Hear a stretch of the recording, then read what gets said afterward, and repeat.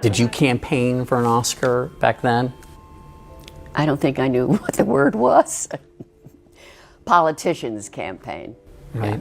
No, I mean, it was just different, you know. Did you ever imagine a Hollywood legend keeping a secret for over half a century? Well, Eva Marie Saint just dropped a truth bomb at 100 years old, and it changes everything we thought we knew about her steamy on-screen chemistry with Cary Grant in North by Northwest. But here's the kicker. Hitchcock never knew what really happened between his stars. Let's rewind to where it all began. Born on July 4th, 1924, in Newark, New Jersey, Eva's independent spirit was evident from the start. At just 3 years old, she battled scarlet fever, defying the odds stacked against her. Surviving that illness became the first chapter in a life of resilience. But childhood wasn't all about close calls. At 7, she accidentally set her family's garage on fire while playing with matches. Instead of punishing her, her parents turned it into a lesson on responsibility, one that stuck with her for life. During the Great Depression,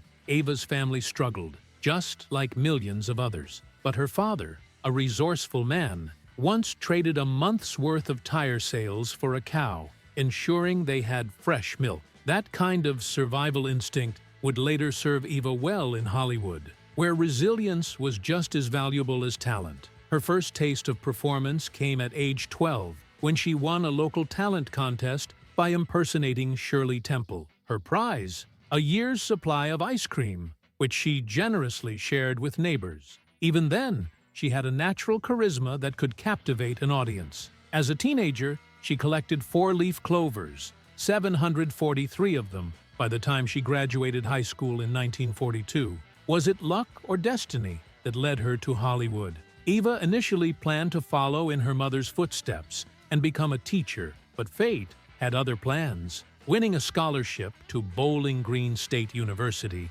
set her on an unexpected path. But acting didn't come easy. She was plagued by stage fright and rejected by the school's drama club. Instead of giving up, she took an unconventional approach, volunteering for psychology experiments that tested fear. Through sheer determination, she conquered her anxiety and found her voice. A blindfolded audition for a school play changed everything.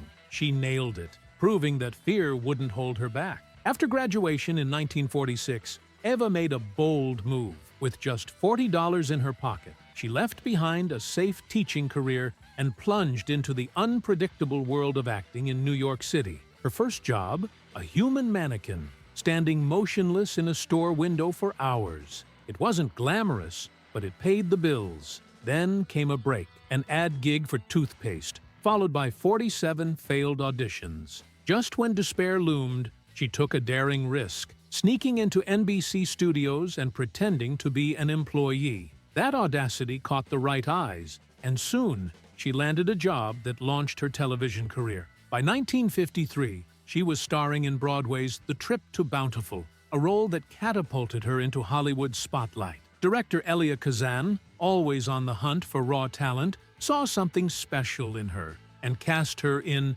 On the Waterfront alongside Marlon Brando. The chemistry between them was electric, and Eva's performance won her an Academy Award for Best Supporting Actress. But here's the shocking part. The vote was razor thin. She won by just 3 votes. Talk about a close call. Then came Hitchcock's North by Northwest. It was 1958, and casting Eva was a gamble. She was 34, considered too old for a leading role in Hollywood's rigid standards. But Hitchcock saw something others didn't. He personally selected her wardrobe, spending an astonishing $50,000 on designer outfits, worth over $450,000 today. He even coached her to lower her voice, making it more sultry and enigmatic. And yet, Cary Grant wasn't convinced. At first, he doubted her ability to play the seductive Eve Kendall. But as soon as the cameras rolled, the chemistry between them was undeniable. One intimate train scene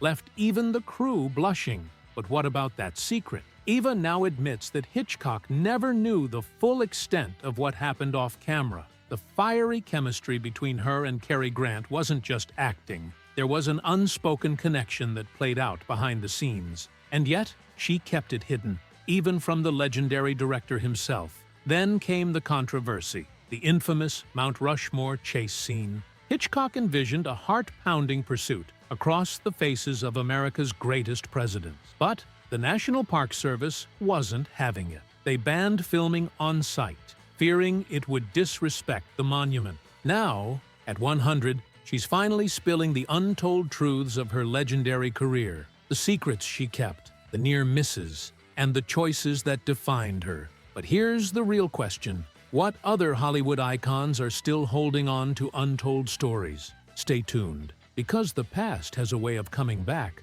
when you least expect it. From the moment Eva Marie Saint stepped onto the silver screen, she carried an air of grace and mystery that made her unforgettable. But few knew the lengths she went to, the battles she fought, and the choices that shaped her into the legend she is today. In 1959, she defied the norm in Alfred Hitchcock's North by Northwest, taking on a role unlike anything she had ever done before. Hitchcock, known for his meticulous and often controlling nature, saw something in Saint that others hadn't: depth beyond beauty, elegance laced with complexity. He guided her performance down to the smallest details, from the tone of her voice to the way she held Cary Grant's gaze. Some actresses found his approach suffocating, even cruel. Tippi Hedren, for example, endured real birds attacking her on the set of The Birds, a psychological torment disguised as artistic vision. But Saint?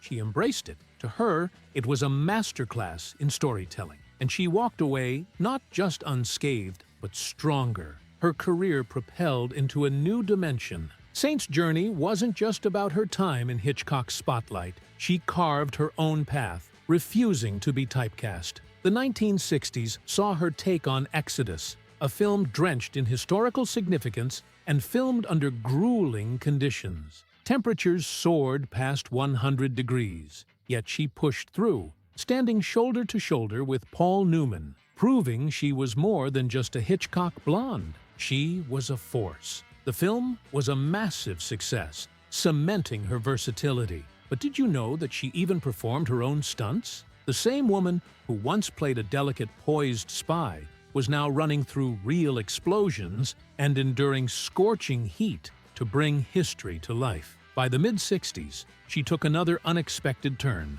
stepping into comedy with The Russians Are Coming.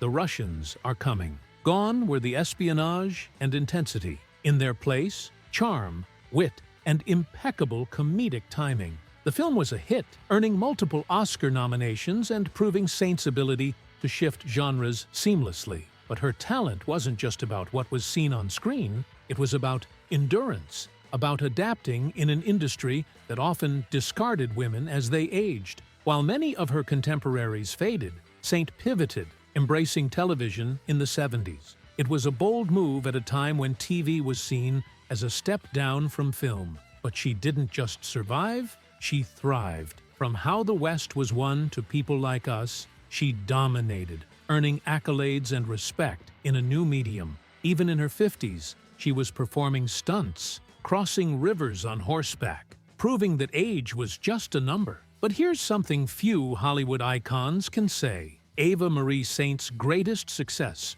wasn't just in front of the camera. It was in her personal life. In an industry notorious for fleeting romances and scandalous affairs, she and her husband, Jeffrey Hayden, defied the odds, sharing 65 years of love, laughter, and unwavering support. They met in the most unexpected way, on a subway in New York City, and built a life that was the very definition of rare in Hollywood. While others chased fame, they chose each other. Their love story was more than just longevity. It was a testament to balance. Despite Saint's towering career, she prioritized family. When she won an Oscar for On the Waterfront, she was 9 months pregnant, joking in her acceptance speech that she might give birth on stage. She turned down roles to raise her children, ensuring they had a childhood untouched by the chaos of Hollywood. In 2023, Hollywood honored her with a standing ovation that lasted over 3 minutes.